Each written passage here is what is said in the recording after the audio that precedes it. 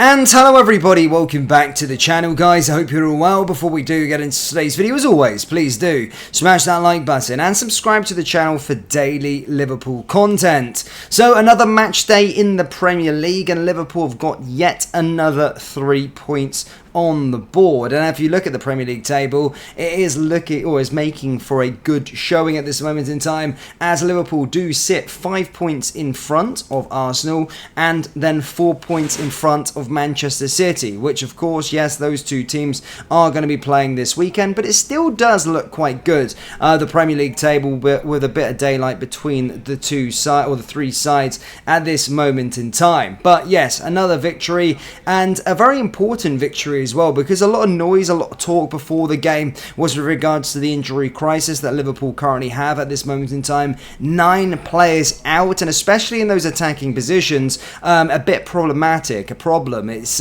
seeing, the likes of Diego Jota out, Darwin Núñez out, Mohamed Salah out, just to name a few in those sort of forward positions. And then when you're looking at some of the youth players that are breaking through, Ben Doak out as well, those kind of players out, it is making for a pretty grim reading. And this was dubbed by the English media and dubbed to a lot of fans having anxiety going into this game, and dubbed as a potential stumbling block just because of all of the injuries.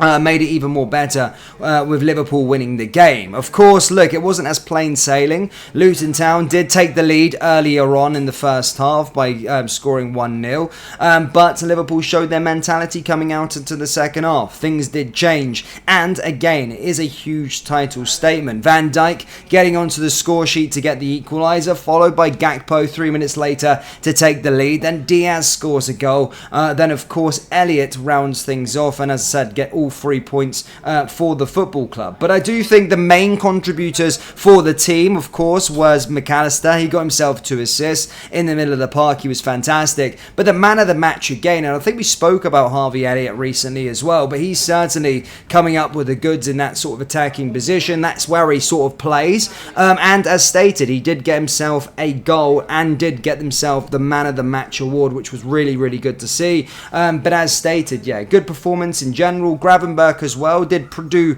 very, very decent against Brentford. A lot of talk about Gravenberch has been his inconsistency since joining the football club, and in that game against Brentford, he showed us what he was capable of, and again in this game showed what he was once again capable of going into the match. Connor Bradley, once again, looking like a world-class right-back. Genuinely, it's probably too early to say at this moment in time, but I did do a deep dive on the Panenka channel with regards to Connor Bradley and the impact that he's currently having at Liverpool at this moment in time, and each game that he has, he just looks better and better and better, and certainly another really, really good performance. Was taken off on the 68th minute, probably the cup final in mind.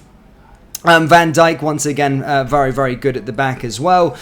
So yeah, very professional performance in the end, and as stated, a huge title statement from Liverpool, which is very good to see. Our next up for us now is all eyes to Wembley. Not many Liverpool fans as excited as probably they once were, just due to the anxiety that is currently filling the space at the moment due to the currently injury crisis at this moment in time. But I think when Wembley and the Sunday afternoon rolls around, we'll start to get excited once again at the feeling a really good chance for the club to go and lift a trophy. Hopefully Darwin Núñez and Mohamed Salah are back, but we'll all be a waiting game for them at this moment in time. And as stated, hopefully they will be back ready to go and fit and available. And as stated, hopefully we can go on and lift that cup against Chelsea, because that's what we are there to do at the end of the day. Now, over the last sort of month now, since Jurgen Klopp decided that he will be stepping down as the manager at Liverpool come the end of the season, a lot of talk naturally has been who Jurgen Klopp's successor is going to be going into next season.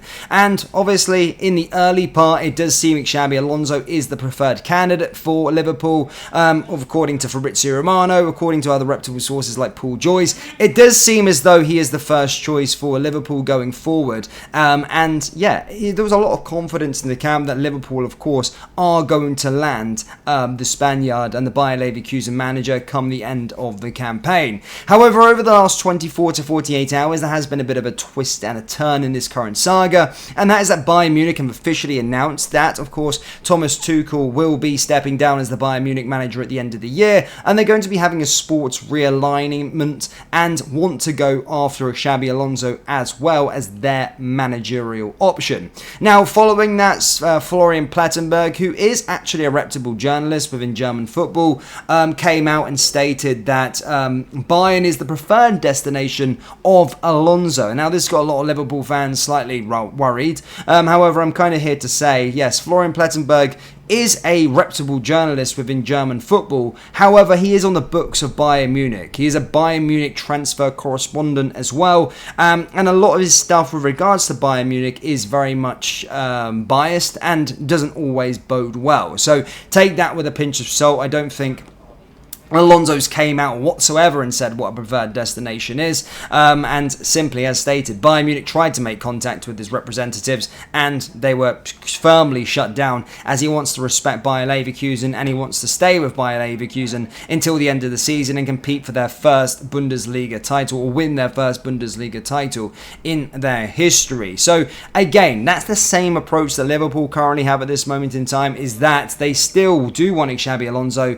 but are respecting the manager at this moment in time. So as stated, they're not going to be making a move for him. However, there is talk in the sort of grand scheme of things as well. Now, as stated, there has been things with regards to the sporting director as well. And we know at this moment in time that Liverpool are going to make the sporting director appointment before they're going to make the managerial appointment. Now, reports are now stating that FSG's Masterplan has been revealed, as it states that Liverpool plan informal move for Bayer Leverkusen chief Simon Rolfs. Yes, sources are stating that Liverpool are trying to go for the Bayer Leverkusen sporting director as their director of football, which is a very, very interesting feat. That comes from good sources as well, and the hope, of course, is to get the Bayer Leverkusen sporting director on board. Of course, he's made some transfer master strokes as well. It's not just because of Alonso, it's because of his body of work in general. And then potentially then go in for Xabi Alonso come the end of this current campaign. So it does seem like the master plan has been revealed. That comes from good sources. I know there is a few different candidates at this moment in time, but they're still going to speak to Simon Rolfs. They're still going to speak to the former AC Milan director of football as well. And as stated, that could materialise and could bode well for FSG and Liverpool going forward. But I do believe this saga is going to take a lot of twists and turns, but we won't know for sure until the end of the campaign. I do think Alonso is a classy man, and he isn't going to come out and stay where he's going right now whilst he's in the midst of a title race. But as stated, it does make things slightly worrying that Bayern Munich are now in the race for him as well. But as I've said so many times, if there's a choice out of the two, I just can't get my head around, if you win the Bundesliga with Bayer Leverkusen and do the remarkable achievement, why you would need to go to Bayern Munich and win the Bundesliga with them and, you know, potentially not be given time. They change managers like I change freaking underwear. They're constantly changing managers, whereas you go to Liverpool, you get more time and more support and go on and compete against the best managers in the world within the Premier League, and yeah, just go for it. I just want to understand what you would get the hype out of winning a Bundesliga titles with Bayern Munich when you've already won the Bundesliga with Bayer Leverkusen. It would be interesting, yeah, simply interesting. So, yeah, Liverpool fans, do let me know your thoughts on everything at this moment in time. Do you think Xabi Alonso will be the next Liverpool's manager? Yes or no? Also, let me know your final thoughts on the victory against Luton Town down in the comment section below. That brings us to the end of today's video. As always, please do smash that like button and subscribe to the channel for daily Liverpool content. Thank you, and I'll see you all next time. Take care.